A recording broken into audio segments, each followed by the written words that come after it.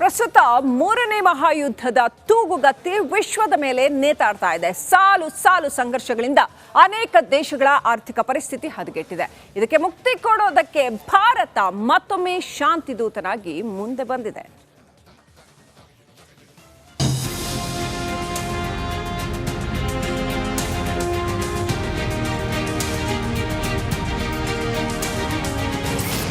Russia Ukraine ನಡುವಿನ ಯುದ್ಧ ನಿಲ್ಲುತ್ತಾ?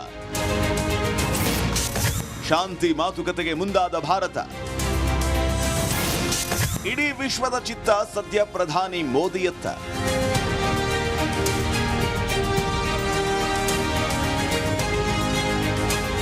Russia ಮತ್ತು ಉಕ್ರೇನ್ ನಡುವೆ ಕಳೆದ 2.5 ವರ್ಷಗಳಿಂದ ರಣಯುದ್ಧ ನಡೀತಾನೆ ಇದೆ. ಅತ್ತ ರಷ್ಯಾ ದಾಳಿ ಮಾಡಿದರೆ ಇತ್ತ ಉಕ್ರೇನ್ ಪುಟಿನ್ ಸೇನೆ ದಾಳಿಗೆ ದಿಟ್ಟ ಉತ್ತರವನ್ನ ಕೊಡ್ತಾ ಇದೆ. ಈ ಭೀಕರ ಯುದ್ಧ ಈ 2 ರಾಷ್ಟ್ರಗಳಲ್ಲದೆ ಇಡೀ ವಿಶ್ವದ ಮೇಲೆ ಕೆಟ್ಟ ಪರಿಣಾಮ ಬೀರ್ತಾ ಇದೆ.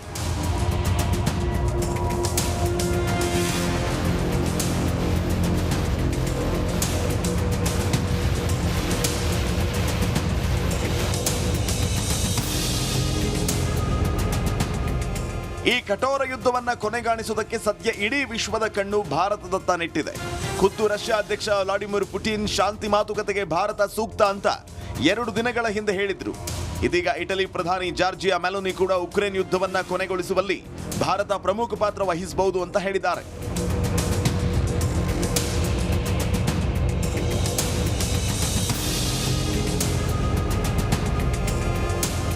ಇತ್ತೀಚೆಗೆ ಪ್ರಧಾನಿ ಮೋದಿ ಉಕ್ರೇನ್ಗೆ ಭೇಟಿ ನೀಡಿ ಅಲ್ಲಿನ ಅಧ್ಯಕ್ಷ ಜೆಲೆನ್ಸ್ಕಿಯನ್ನ ಭೇಟಿ ಮಾಡಿದರು. ಅಲ್ಲದೆ ಆಗಸ್ಟ್ 27ನೇ ತಾರೀಕು ಮೋದಿ ಅವರು ರಷ್ಯಾ ಅಧ್ಯಕ್ಷ ಪುಟಿನ್ ಜೊತೆ ದೂರವಾಣಿ ಸಂಭಾಷಣೆಯನ್ನ ನಡೆಸಿದ್ರು. ಇದೆಲ್ಲದರ ಫಲವಾಗಿ ಉಕ್ರೇನ್ ಭೇಟಿಯ ನಂತರ ಶಾಂತಿ ಒಪ್ಪಂದಕ್ಕೆ ಸಂಬಂಧಪಟ್ಟಂತೆ ವಿಷಯಗಳ ಬಗ್ಗೆ ಚರ್ಚೆ ಮಾಡೋದಕ್ಕೆ ಭಾರತದ ರಾಷ್ಟ್ರೀಯ ಭದ್ರತಾ ಸಲಹೆಗಾರ ಅಜಿತ್ ದೋವಲ್ ರಷ್ಯಾಗೆ ಹೋಗಿದ್ದಾರೆ.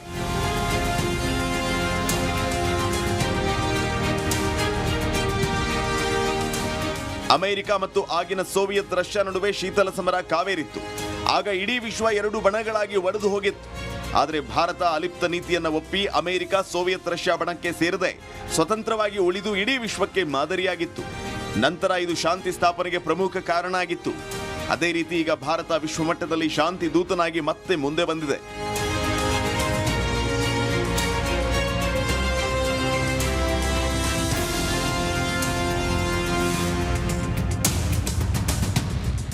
Bureau report, republic Kannada.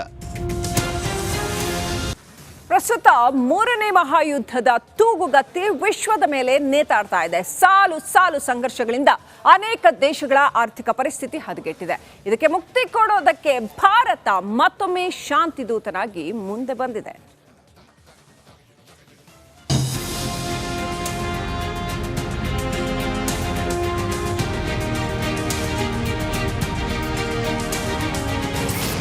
Russia Ukraine ನಡುವಿನ ಯುದ್ಧ ನಿಲ್ಲುತ್ತಾ? ಶಾಂತಿ ಮಾತುಕತೆಗೆ ಮುಂದಾದ ಭಾರತ. ಇಡೀ ವಿಶ್ವದ ಚಿತ್ತ ಸದ್ಯ ಪ್ರಧಾನಿ ಮೋದಿಯತ್ತ.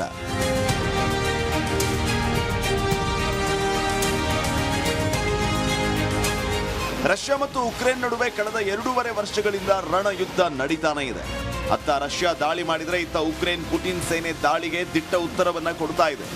ಈ ಭೀಕರ ಯುದ್ಧ ಈ 2 ರಾಷ್ಟ್ರಗಳಲ್ಲದೆ ಇಡೀ ವಿಶ್ವದ ಮೇಲೆ ಕೆಟ್ಟ ಪರಿಣಾಮ ಬೀರ್ತಾ ಇದೆ.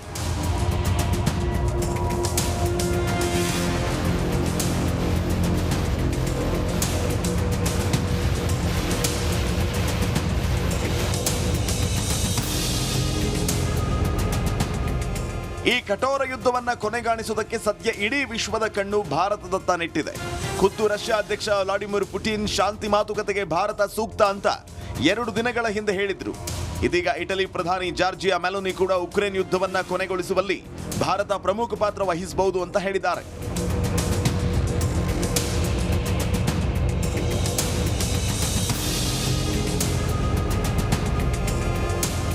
ಇತ್ತೀಚೆಗೆ ಪ್ರಧಾನಿ ಮೋದಿ ಉಕ್ರೇನ್ಗೆ ಭೇಟಿ ನೀಡಿ ಅಲ್ಲಿನ ಅಧ್ಯಕ್ಷ ಜೆಲೆನ್ಸ್ಕಿಯನ್ನ ಭೇಟಿ ಮಾಡಿದರು. ಅಲ್ಲದೆ ಆಗಸ್ಟ್ 27ನೇ ತಾರೀಕು ಮೋದಿ ಅವರು ರಷ್ಯಾ ಅಧ್ಯಕ್ಷ ಪುಟಿನ್ ಜೊತೆ ದೂರವಾಣಿ ಸಂಭಾಷಣೆಯನ್ನ ನಡೆಸಿದ್ರು.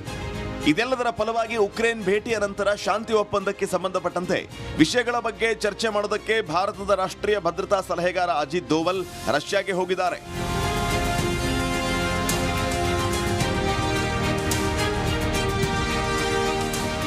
ಅಮೆರಿಕ ಮತ್ತು ಆಗಿನ ಸೋವಿಯತ್ ರಷ್ಯಾ ನಡುವೆ ಶೀತಲ ಸಮರ ಕಾವೇರಿತ್ತು. ಆಗ ಇಡೀ ವಿಶ್ವ ಎರಡು ಬಣಗಳಾಗಿ ಒಡೆದು ಹೋಗಿತ್ತು. ಆದರೆ ಭಾರತ ಅಲಿಪ್ತ ನೀತಿಯನ್ನು ಒಪ್ಪಿ ಅಮೆರಿಕ ಸೋವಿಯತ್ ರಷ್ಯಾ ಬಣಕ್ಕೆ ಸೇರದೆ ಸ್ವತಂತ್ರವಾಗಿ ಉಳಿದು ಇಡೀ ವಿಶ್ವಕ್ಕೆ ಮಾದರಿಯಾಗಿತ್ತು. ನಂತರ ಇದು ಶಾಂತಿ ಸ್ಥಾಪನೆಗೆ ಪ್ರಮುಖ ಕಾರಣ ಆಗಿತ್ತು. ಅದೇ ರೀತಿ ಈಗ ಭಾರತ ವಿಶ್ವಮಟ್ಟದಲ್ಲಿ ಶಾಂತಿ ದೂತನಾಗಿ ಮತ್ತೆ ಮುಂದೆ ಬಂದಿದೆ.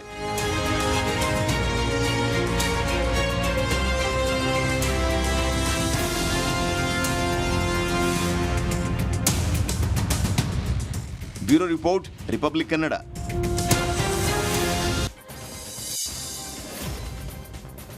ಕಾಂಗ್ರೆಸ್ ಪಕ್ಷದಲ್ಲಿ ಸಿಎಂ ಕುರ್ಚಿ ಮೇಲೆ ಬಹಳಷ್ಟು ಜನ ಕಣ್ಣಿಟ್ಟಿದ್ದಾರೆ. ಅಷ್ಟೇ ಅಲ್ಲದೆ ಪ್ರಮುಖವಾಗಿ ಈಗ ಆಲ್ರೆಡಿ ಸಿಎಂ ಸಿದ್ದು ಬಣವು ಕೂಡ ಬಾಗಲಕೋಟೆಯಲ್ಲಿ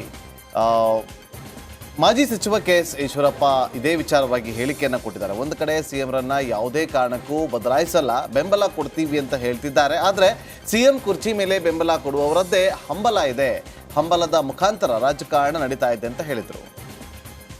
ಮುಖ್ಯಮಂತ್ರಿಗಳನ್ನ ಯಾವುದೇ ಕಾರಣಕ್ಕೂ ನಾವು ಬದಲಾಯಿಸಲ್ಲ, ಬೆಂಬಲ ಕೊಡ್ತೇವೆ ಅಂತ ಹೇಳ್ತಾ ಇದ್ದಾರೆ.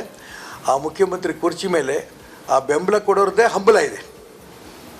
ಆ ಹಂಬಲದ ಮುಖಾಂತರನೇ ರಾಜಕಾರಣ ನಡೀತಾ ಇದೆ. ನಾನು ಅದಕ್ಕೋಸ್ಕರ ಹೇಳ್ತಾ ಇರೋದು, ಇದು ಸ್ವಾಭಾವಿಕ. ಈಗ ಏನು ತೀರ್ಪು ಬರುತ್ತೆ ಅನ್ನೋದು ಎಲ್ಲರೂ ಕಾಯ್ತಾ ಇದ್ದಾರೆ. ಬಹಳ ಜನಕ್ಕೆ ಕಾಂಗ್ರೆಸ್ನಲ್ಲಿರೋರಿಗೂ ಅಂದ್ಕೊಂಡ್ಬಿಟ್ಟಿದ್ದಾರೆ ಬಹಳ ಜನ, ಸಿದ್ದರಾಮಯ್ಯನವರು ಮುಖ್ಯಮಂತ್ರಿ ಸ್ಥಾನದಲ್ಲಿ ಉಳಿಲಿಕ್ಕಿಲ್ಲ ಅಂತ. ಹಾಗಾಗಿ ಸಿದ್ದರಾಮಯ್ಯನವರು ಆ ರೀತಿ ತೀರ್ಪು ಬಂದರೆ ಉಳಿತಾರೋ ಇಲ್ಲವೋ ನನಗೆ ಗೊತ್ತಿಲ್ಲ. ಸಿಎಂ ಹುದ್ದೆ ಖಾಲಿ ಆದರೆ ಸತೀಶ್ ಜಾರಕಿಹೊಳಿ ಸಿಎಂ ಆಗ್ಲಿ ಅಂತ ಬೆಳಗಾವಿಯಲ್ಲಿ ಜಾರಕಿಹೊಳಿ ಫ್ಯಾನ್ಸ್ ಅಭಿಯಾನ ಶುರು ಮಾಡಿದ್ದಾರೆ. ರಜನೀಶ್ ಆಚಾರ್ಯ ಫೌಂಡೇಶನ್ನಿಂದ ಸತೀಶ್ ಜಾರಕಿಹೊಳಿ ಸಿಎಂ ಆಗ್ಲಿ ಎಂಬ ಜಾಹೀರಾತು ಪ್ರಕಟವಾಗಿದ್ದು ಅಚ್ಚರಿಯನ್ನ ಮೂಡಿಸಿದೆ.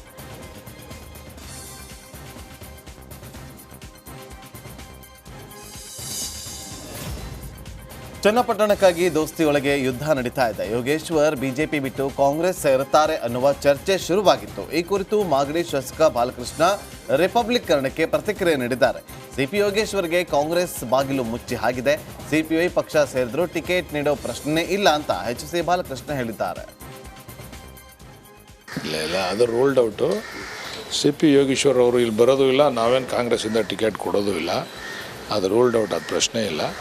ಬಟ್ ಕುಮಾರಸ್ವಾಮಿರವರು ಎಲ್ಲೆಲ್ಲಿ ಪಾದ ಇಡ್ತಾರಲ್ಲ ಅಲ್ಲೆಲ್ಲ ಅಲ್ಲಿರ್ತಕ್ಕಂಥ ಒಕ್ಕಲಿಗರ ನಾಯಕರನ್ನ ಮುಗಿಸ್ತಕ್ಕಂಥದ್ದು ಅವ್ರ ಕರ್ತವ್ಯ. ಅವರು ಅದನ್ನು ಯಾದಗಿರಿಯಲ್ಲಿ ಸರ್ಕಾರದ ಮಹತ್ವಾಕಾಂಕ್ಷೆಯ ಜಲಜೀವನ್ ಮಿಷನ್ ಯೋಜನೆಯಲ್ಲಿ ಕಳಪೆ ಕಾಮಗಾರಿ ಆರೋಪ ಕೇಳಿಬರ್ತಾ ಇದೆ. ಮನೆ ಮನೆಗೆ ಪೈಪ್ ಜೋಡಣೆಯಾಗಿ ವರ್ಷ ಕಳೆದ್ರೂ ನೀರು ಕೂಡ ಬಂದಿಲ್ಲ. ಇನ್ನು ಗುತ್ತಿಗೆದಾರರ ಪೈಪ್ ಜೋಡಣೆ ಮಾಡಿ ಅದನ್ನ ಮುಚ್ಚದೆ ಹಾಗೆ ಬಿಟ್ಟು ಹೋಗ್ಬಿಟ್ಟಿದ್ದಾರೆ. ಸುಮಾರು 72 ಲಕ್ಷ ರೂಪಾಯಿ ಮೌಲ್ಯದಲ್ಲಿ ಅನುದಾನದಲ್ಲಿ ನಡೆದಂತಹ ಒಂದು ಕಾಮಗಾರಿ ಇದಾಗಿದ್ದು ಕಳಪೆ ಕಾಮಗಾರಿ ಮಾಡ್ತಾ ಇದ್ದಾರೆ ಅಂತ ಹೇಳಿ ಗುತ್ತಿಗೆದಾರ ಮತ್ತು ಅಧಿಕಾರಿಗಳ ವಿರುದ್ಧ ಗ್ರಾಮಸ್ಥರು ಆಕ್ರೋಶವನ್ನ ಹೊರಹಾಕ್ತಾ ಇದ್ದಾರೆ. ರಾಯಚೂರಿನಲ್ಲಿ ಶಾಲಾ ಬಸ್ ಹಾಗೂ ಸರ್ಕಾರಿ ಬಸ್ ಮಧ್ಯೆ ಸಂಭವಿಸಿದ ಭೀಕರ ಅಪಘಾತ ಪ್ರಕರಣ ಸಂಬಂಧ ರಿಮ್ಸ್ ಆಸ್ಪತ್ರೆಗೆ ಸಚಿವ NS ಬೋಸರಾಜು ಭೇಟಿ ನೀಡಿದರು. ವಿದ್ಯಾರ್ಥಿಗಳ ಆರೋಗ್ಯವನ್ನು ವಿಚಾರಿಸಿ ಧೈರ್ಯ ತುಂಬಿದ್ದ ಸಚಿವರು ಸರ್ಕಾರದಿಂದ ಈಗಾಗಲೇ ಪರಿಹಾರ ನೀಡಲಾಗಿದೆ, ಮಕ್ಕಳ ಆರೋಗ್ಯದ ಬಗ್ಗೆ ಎಲ್ಲ ಜವಾಬ್ದಾರಿ ಸರ್ಕಾರ ನೋಡಿಕೊಳ್ಳುತ್ತೆ ಅಂತ ಪೋಷಕರಿಗೆ ಸಾಂತ್ವನ ಹೇಳಿದ್ದಾರೆ.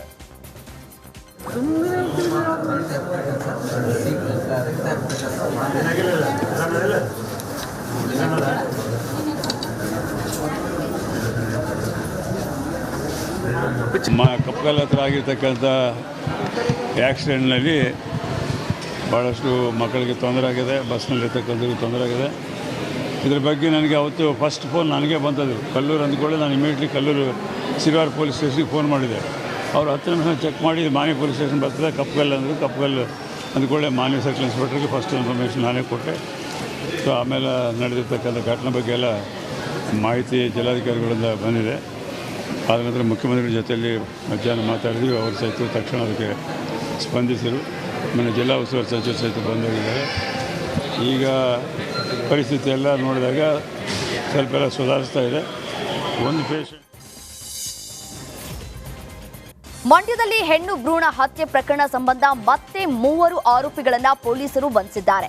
ಬನ್ನೂರಿನ ರಾಮಕೃಷ್ಣ, ಗುರು, ಮೈಸೂರಿನ ಸೋಮಶೇಖರ್ ಬಂಧಿತ ಆರೋಪಿಗಳು. ಪ್ರಕರಣ ಸಂಬಂಧ ಈಗಾಗಲೇ ಪೊಲೀಸರು 12 ಜನರನ್ನ ಜೈಲಿಗಟ್ಟಿದ್ದು, ಇನ್ನೂ 6-7 ಆರೋಪಿಗಳು ಭಾಗಿಯಾಗಿರುವ ಬಗ್ಗೆ ಶಂಕೆ ಇದೆ. ಹೀಗಾಗಿ ಪೊಲೀಸರು ತನಿಖೆಯನ್ನ ಮುಂದುವರೆಸಿದ್ದಾರೆ.